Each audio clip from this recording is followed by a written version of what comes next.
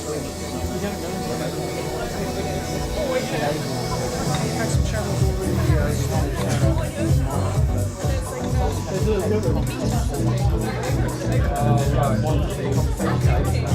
I ask, in the first section of Sexposed with Michelle Thorne, were you the man in the black mask?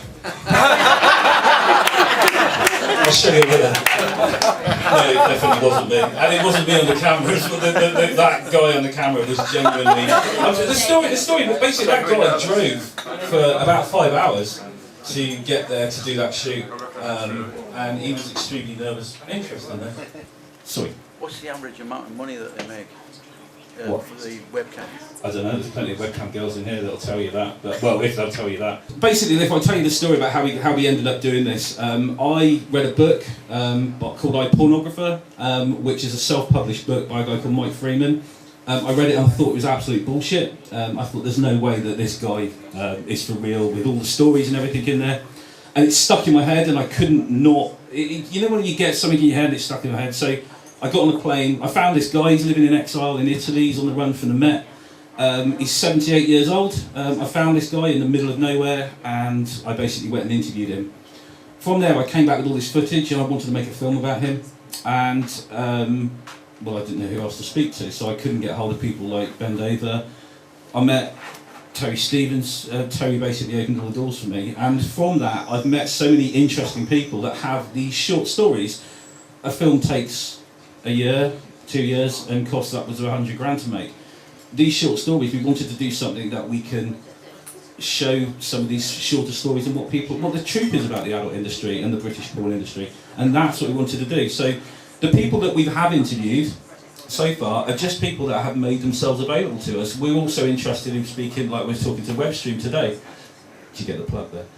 So we're talking to Webstream today, and you know, there's something that we'll be interested in. We're not just interested in just porn stars. We'd like to do a show on sexual health. We'd like to do a show on lots and lots of different things. But we wanted this to be a rolling thing, but without the support for you guys. And if you guys think it's shite, tell us, because I'm not going to waste my money on doing this. We'll go back to doing other things. Where are you targeting the actual? Because it's Channel 4 show. This is basically aimed at mainstream media. Yeah, right. So we have approached. Shall I stay the sword? Yeah, go on.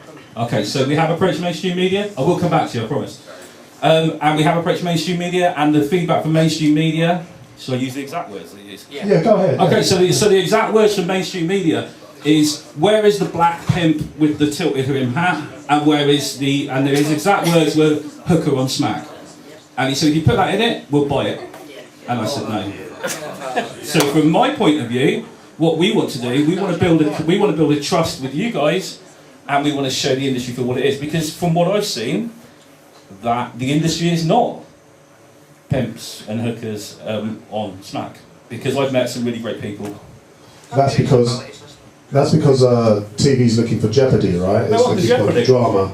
They want the jeopardy. And if I put that in there, then yes, we can sell it. But at the moment, we're just making sure that we get it to the right. And the issue that we have is we're having to recut it or re-edit it to fit the format of that channel and what they require.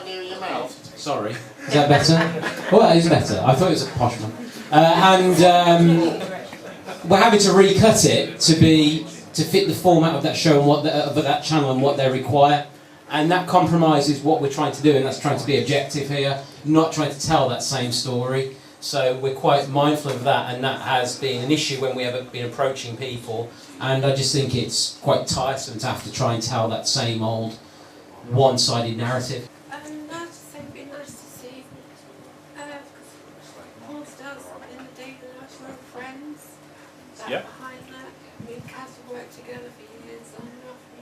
Different girls, the way we work together, we found each other on the backroom stuff. That's what we want to show. We want to show the real stuff. We're not, you know, I want to show, you know, people see these webcam girls or the porn stars and people like that.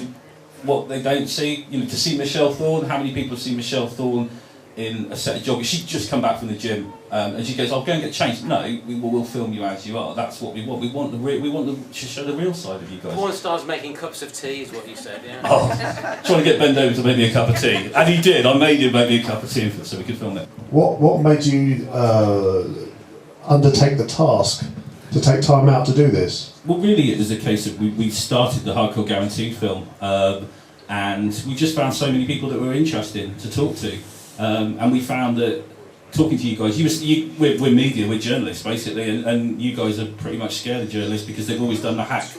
They've always done. They've come to you guys and they've told you that this is what to do, and I can do it myself. I can cut this. Any editors in here, we can cut it to make you guys look exactly how we want to cut it. But that's not what we're here to do. This is your own words. We're here to cut this to make sure that you tell the right story. But the media want to see us in a certain light, and you're showing us in the light which we want to be shown. The reality. You said, the cliched guy in a brimmed hat. How are you going to sell this to the media that don't, the public don't really like to see the true side? If this doesn't go to mainstream media, we have other options. Because without going too technical, the television now is not the first screen that people use. The first screen, television now is the second screen. That's something you'll have in the background. Your first screen is the phone or the tablet, and we have looked at other options, Netflix, things like that. So we have contacts there. It's not something we've pursued yet because we haven't got a finished show. There's no voiceover. That's only because me and Terry are lazy. But there's no voiceover on the second part. This is a work in progress, and we've shown you this quite early to say we want your feedback. I mean, we're looking at, you've got the facts in there. While the facts are amusing, we also want to do vox pops. We want to go out on the street and do vox pops on the street. We also want to we want to do some more presenter-led stuff where it's not just talking heads. So we'll do a lot more presenter-led stuff. Can I just say as well? Hang on, we've got to pass over the cast. Pass the mic. I don't like to interrupt, but No. now we're so flexible, we've got the privilege of tube sites like obviously YouTube, and the market is falling at the feet of the people of the audience. So we're no longer the victim of like the Daily Mail, the Sport. The people want the figures. So if they've got a tube site and it's got good numbers, people are going to go to people like that rather than using the daily press. But you not agree? 100%. We're trying to look forward, and yeah, the way media is now consumed is, and you guys know this. You're in the entertainment industry. The way media is consumed is very different to how it was consumed 5 years ago. So, whilst we have looked at mainstream media, and we are banging our head against the brick wall with mainstream media, we're also looking at alternatives. But this will go out if we've got to do it ourselves. This question goes out to Ollie. How did a doctor of cultural media studies get involved with the project? Did you want the true story? I bootlegged porn when I was 15 in school. No, I did actually bootleg porn when I was 15 in school. I made quite a handsome bit of money from it, really. Now that I didn't know. Yeah, it's true. I was following in your footsteps, obviously. I just didn't know at the time. No, my interest has always been in industries that aren't necessarily seen to be legal or legal. They fall, they've been marginalised because of their content and their subject matter. So I started writing a book about how fans of a particular form of cinema made things and made money out of making T-shirts, torrent filing, sharing websites, etc. And while I was doing it, I read this book called I, Pornographer by this guy called Mike Freeman, which Simon happened to read as well. And I noticed that the things that people were doing in the 1960s, how they were creating an industry using technology, circumventing laws, and making money out of it, was similar to the book I was writing at the time. And I thought, well, I've always had an interest in porn, so wonder where this industry came from and why this industry, which makes money, still makes a considerable amount of money, contributes to Britain's economy, yet is marginalised because of its subject matter and not seen as a formal, official industry. And that's how I was drawn to it. And that's I started working around Mike Freeman, trying to figure out who Mike Freeman was. And that was how I met Simon, because Simon was also working on the same story. And we've just a beautiful love relationship. Yeah, a beautiful friendship has ensued, yeah. And it's just been translated into a number of different projects. So share the love. This question goes out to Mia and Kaz. Now, since you guys got involved with the show, how do you feel it will impact you if it did get broadcast on TV? Would you like to do that first? Yeah, I'll take that. First of all, I'm really hoping for increasing PR. I'm hoping to expand my brand that it reaches more people, it goes more places. Loads of wonga. Absolutely. I want to make money. I want an increased awareness. I want to make sure that my product reaches the people in my target market. And yeah, it's all about, at the end of the day, building the brand and working it. I'm going to pass it over to Kaz. Can I keep on you just a sec? You can. Yeah, you can. Just a question on I think kind of Terry just broached on it. How kind of much do you want this to move into you're saying about your two lives? Mm. How much do you want it to go into your mum life, as you put it? I've been self-employed for a very long time. I've been in the industry very, very quietly in the background, not making any noise whatsoever for quite some time. I felt that it was time for me to launch myself forward, and I saw that this was a massive, really pivotal vehicle to help me do that. And I'm fully prepared for any impact or fallout that this project might have on my personal life. Primarily, I'm here to make money, and I'm here to support my family. And I don't really see it as a negative. I think at the end of the day, I'm 100% behind my brand. And that is really paramount to what I'm doing. I would 100% agree with Mia. My whole family knew what I do for a living anyway, so I have no discomfort with that factor. There are no secrets. I fully support the adult business. Every single person in this room, I've got a great deal of respect for every single one of you, and I think you've all worked really hard. So I'd like to salute you for that. And I think together we should all push harder to make it acceptable so we don't have to ask each other questions like this in future. So united, all of us. Yeah! Have you got any questions for the audience? Oh, I've got one. Did you guys like this? Genuinely, what did you think? I thought it was good. Excellent. Would you buy it? If you had to buy it, would you buy it? No. Okay. Would you support it? Yes. Would you let us interview you? Yes. Yeah. Brilliant. If it was on Netflix, if it was on mainstream TV, I'd make a point to watch it 100%. And I think a lot of people I know outside the industry would as well. I love that. What about, do you feel the UK needs a project like this? Definitely. Definitely. Fantastic. Humanising everything. Yeah. Do you want to say something, sir? Yeah. Please. The idea for this is a bite-sized magazine. The magazines now. These are bite-sized magazines. You can watch it on the bus on the way to work. That's the type of thing that we want. We want bite-sized. There is things in that film that are slightly explicit. The reason why we do that, and the reason why it's over the top, is because the broadcaster always wants to cut something. So that's why there's certain scenes in there that we leave in because we know it will get cut. So what we want, the idea is a bite-sized magazine. That's why it's short. That's why I think it's 21 minutes in total per show. So it is short, bite-sized information, and there will how the show will go forward. It will be the first one's on porn stars, the second one will be on webcam girls. Then we're going to look at kink within and what else? Kink, sexual health. The only thing we will shy away from is sex work because it opens a huge.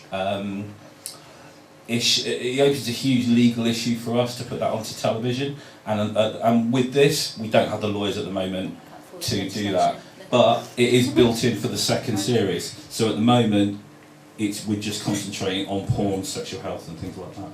And that's just it. I just want to explain it is a bite-sized show. How did people feel about the humour? Because one of the some feedback that we had from one of the potential broadcasts we spoke to was that we needed humour in it. We were quite conscious that we didn't want the humour to shadow the true story or the content. No, I thought it was alright. Terry's posh voice was great. But seriously, did you find that the humour came out just through the content? No, I liked it because we all got it wrong, didn't we? Yeah. I think the humour works because it shows you're human. Yeah. Yeah.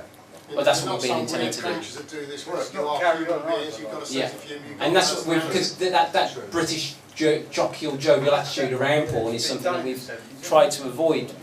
No, when you're watching something like that, we can all have a go at guessing. And if you get it wrong, say, I don't believe that. But it's conversation. Man at the back. Sorry, I don't know your name. Me. Gentleman at the back. Thank you very much. On a completely side issue though, if you're talking about putting this on Netflix or something like that, you've used music by the Kinks and things like that, where do you stand on the copyright situation? We've been a bit guerrilla on that. Over to you. Someone had to ask, didn't they? Spoil sport. The copyright on the Kinks we don't have. The copyright for that film, just the music. But it has been taken down from YouTube, no, has it? No, it hasn't. But the rights just on the audio for that film is 150 grand. I know, that's what I'm asking. Yeah, so but with... I mean, the thing is, you're saying you'd have to completely substantially alter that, like the Kinks music, you wouldn't be able to use it, would you? No, but that's for the trailer. With the Sexposed stuff, we have the rights on everything. Yeah, everything, because... In fact, we've got... I worked in the music industry for quite a long time, so we've got access to a lot of music. Can anyone help with that? I just got a publishing deal today. Yeah! Cool, well done, congratulations. Have you got any more questions? What about the cultural aspect, the historical value of this show? I mean, you're documenting a slice of life at a time when technology is, we're at the internet now. The British porn industry, apart from, well, basically everybody that is in this room that's a historian of the British porn industry. You've got Simon Sheridan, Oliver Carter, the work I'm doing as well. There is other people out there, but Simon's obviously done the Mary Millington story, which you guys hopefully saw last year. Yeah. And we tend to sort of share, we'll share our information, but ultimately we're encapsulating a piece of time that will be lost. Mike Freeman's 78 years old, no one else has interviewed him. And that for me is what we were trying to do. We're trying to encapsulate a piece of British history. Whether you think it is a bit of British history, it is a piece of British history, how the adult industry started here.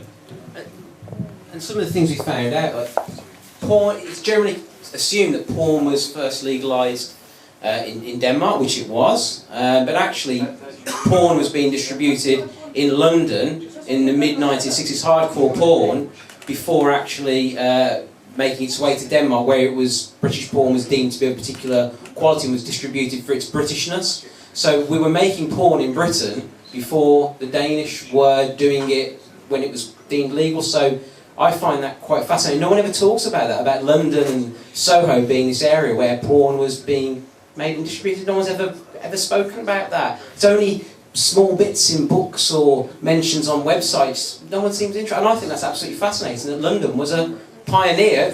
Where we are, Soho, which is really fitting, I think, to be having this screening today, was where the British hardcore sex porn industry was born. I agree. I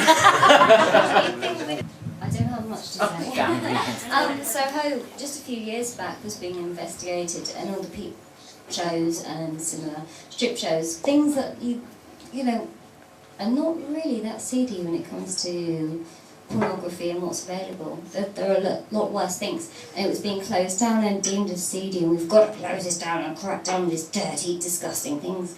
And yet we're here today in this room creating pornography, because that's pretty much what we're here for, isn't it? Right? And it's these little kind of mind kinks, these little thoughts that say this is disgusting, this is dirty, and yet we're all just trying to create and do the same thing. What were your thoughts? Well, I don't know. I think what, as I said, has drawn me to all this is the fact that people don't see porn as being a creative industry when it does contribute to Britain's economy, and I just find that as being really strange that no one wants to embrace it. And we have the Digital Economy Act at the moment, which seems to further marginalise the industry and will potentially push it underground, creating certain issues for certain producers. So small-scale producers will be greatly affected, and where you'll have larger, more powerful companies will be able to survive. And it's, I think, just a very interesting time. And I think we, as people who are involved in trying to document the industry of the past and the industry of today, I think it's a very interesting time to be doing this, to bring issues and raise issues around British sexual cultures that are genuinely fascinating and do show a lot about what it means to be British and what British life is. Yet no one has ever seems really interested in telling that true story of what British sexual culture is. We always hear of other sexual cultures, and again, it's just marginalised, and that's what we have just ended up finding ourselves doing through reading a book by an obscure pornographer on the run from the police in southern Italy. This question goes out to Mia and Kaz. What were the production team like on set? Fantastic, really put me at ease. I never felt under scrutiny. The team came into my environment, talked to me. There was no stress involved. It was a pleasant experience. I felt listened to. I felt like my opinions were valued, and I felt really, really happy with the end result. I don't think there's anything in that clip that I wouldn't be 100% happy to have out there, and I would recommend that experience to any one of you performers, and I certainly see the benefit as far as projecting your brand and what you're doing out there to the general public. I'd encourage anyone to do that. You're a great team. I have to say I had an absolutely wonderful day with guys on set. We were joined by Tiffany Morris, who's not here tonight unfortunately. We were pretty much left to decide what we were comfortable with. We were like encouraged to just be ourselves, but we weren't, do you know what I mean? When you're on a set and you feel relaxed and comfortable. And I think Mia is very heavily influenced with Sexposed as well, which is a good thing. It's always good to have that strong female empowerment and that female influence on set as well. And I could feel that, even though she wasn't there that day, I could feel that coming across on set, which is very, very good. So I've got nothing bad to say whatsoever. All I can say is it was a very naughty experience as well, and you lot have missed out on that. So. Again. Very silly question, because I recently appeared in a mainstream movie and it was a nude scene with male and female and all the crew stripped. No. Just had your knob out. Oh yeah, no. And it was an interesting session, I tell you. No. So no, we don't require that at all. Yes, sir. Quality is good. Thank you. At the beginning you asked for sort of suggestions or ideas. As someone who's old enough to remember Pearl and Dean and etc., you could do a lot worse than hire Mia and Kaz to do your intros, your links, and maybe not voiceovers. I remember etc. So I had a team of 4 or 5. So looking for people, someone, either the ladies themselves or someone similar to them. Be it presenter-led is something that we've discussed to do it presenter-led. The problem we've got is we don't know any of you guys, and the second thing, you don't know us, you don't trust us. You know, we've only been knocking around the industry for about 12 months. We want to show you that we're actually here to do something where we're not looking to stitch you up, because I know a lot of you have been stitched up by mainstream. And these are pilots. I don't think, can you have pilots or just a pilot? But anyway, pilots. Well, say pilots. Test episode? Test episodes, what you will. So it's just about experimenting with a format at the moment. As I said before, there's still opportunity to rethink it. We have been discussing presenter-led because I think it would work quite well, but again, it's when we're thinking about who the broadcast would be and what shape it might take. So I think presenter-led might be that direction we try, but it's all experimental at the moment, and that's, again, we just wanted to get some feedback to see what people would think about what might potentially work and be an effective way to communicate the stories that we've got. I think that leads on to it, one of the ideas when we initially spoke to Terry as well. This show is ultimately a platform for you guys as the industry, and that's what we want it to be. We can't promote it, you know, we can't officially promote it, but we can show the real side of the industry, and it's a platform for you guys if you've got something to say. I know we're going to talk about. We were talking to Julian about, you know, sort of what Julian does, and we think that's something. Julian gets some pretty negative press. We want to be able to put it out there so Julian can actually say what he wants to say instead of it being edited like it was when, you know, you had that before. We want to work with you guys on a long-term basis to get this going and keep rolling it and keep rolling it. And for the audience to make the mind and encourage debate and make the British adult entertainment industry a topic of discussion. Yeah. True representation. We've been covering like transgenders and transsexuals. We have. We've got a transsexual presenter. She's currently developing a transsexual motor racing team, which is something that we're going to be involved with. But yeah, and the whole LGBTQ community is something that's very close to us, and it's something that we will definitely be immersing ourselves into. We also spent time recently with another trans performer. In Bristol. Yeah, so last week we interviewed Mia Mafia. Mia Mafia will be getting involved with some of the stuff that we do. So yeah, this isn't just about straight. This is about the whole. Everything for everybody. How about non-binary? Yeah, anybody. This is for everybody. Yeah. What would people like to see in a show like this? What would you like to see in a show like this? More. I was thinking more stats. That was one. I mean, that I may have missed it, but you may have said some stats. But you talked about cam models and modelling. How many are there in the UK worldwide?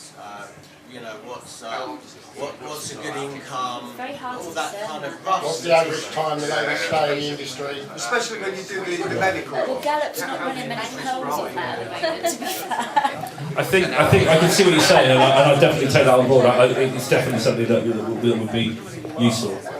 We have been mindful of that question. I think again we targeted this for a potential broadcaster in mind, and the feedback that we have is that that's not what they wanted. They had a very particular audience in mind, and again we are rethinking the format, and that's very good feedback for us to think about to potentially take on board, involving more research around subjects such as sexual health or around the industry and finance, economics. As well, though, to consider. I would just say that research always involves funding, and at the end of the day, that this project at the moment isn't being picked up, so we are funding it ourselves. Yeah, we fund it. Yeah. Is there any plans to interview doctors on factual aspects of the business? People's fetishes. We've spoken to the guys at Dean Street regarding the sexual health, but depending. I mean, what we do is for each show we immerse ourselves in. So if we're talking about spanking, then we'll immerse ourselves into spanking for however long it takes for us to make the show. I think Ollie wants to talk about spanking. I always want to talk about spanking. I think what you're alluding to there, Terry, is about involving more an academic aspect potentially, and that's something that I was keen to introduce. But again, the broadcaster did not want that at all. I think the words were the people who watch that aren't going to give a shit. They're not interested in that. They just want to. They just want to watch the sensational aspects of the content.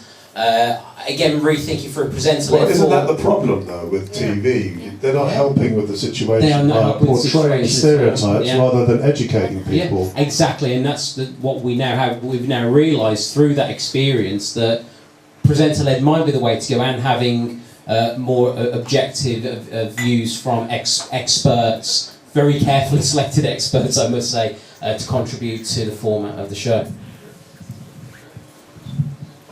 Yeah. Why not? Cool. Right. Cool. So yeah, once again, thank you very much for everyone that has opened their door. If any of you guys would like to talk to us, and let us come and sort of interview you. And we'll be in the hot tub. Yeah. And tell us what you do. If you do any, we're interested in talking to everybody. Anyone that works within the industry, we're interested in talking to absolutely anybody. So yeah, it'd be great to speak to you all afterwards. So thank you very much for the screen. I've got to say a big thank you to Terry Stewart. Round of applause for Terry.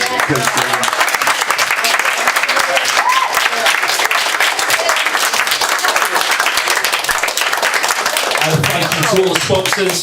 Thank you to UCAP, It's Adult, and everybody else. So yeah, thank you very much for giving us your time. Thank you.